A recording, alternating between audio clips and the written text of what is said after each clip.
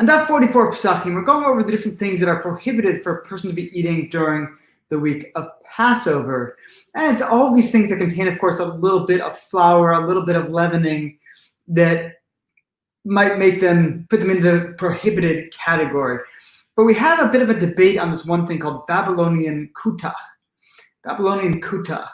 And it seems like there are those who want to say that Babylonian kutach should have a lesser penalty for eating it. Though it does contain flour, lesser penalty for eating that than for eating other foods that also contain flour. So the question is why? And the position is posed that maybe it's because it contains such a small amount of flour and it's a really pungent dip. It is a hard thing for somebody to consume mass quantities of this Babylonian kutach. Something you'll dip a little bit into. I don't know if they had nachos back then, but dip your nacho in, take a little bit of the salsa, really spicy salsa, so you're not going to take a lot.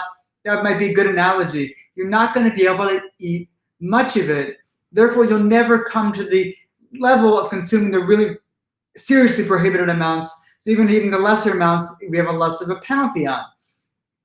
But what if somebody does?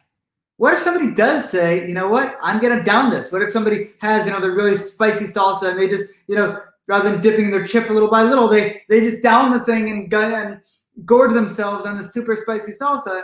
Well, if that person did have a forbidden quantity, shouldn't we then give them the higher penalty that goes with consuming an olive bolt's worth of the flour during Passover? And the rabbis want to say no, because we're looking at normative behavior. And at a certain point we say, we don't look at your specific behavior, we look at the way this is normatively done. And we create the rules based on the norm. And therefore, the fact that somebody might be completely outside of the norm and do really weird behavior doesn't mean we're creating the laws based on them.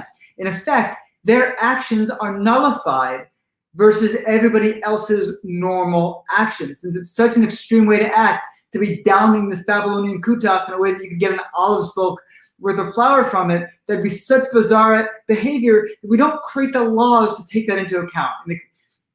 In essence, we're saying that this person's actions are irrelevant to the law, and they get lumped in with everybody else who's acting in a more normal way.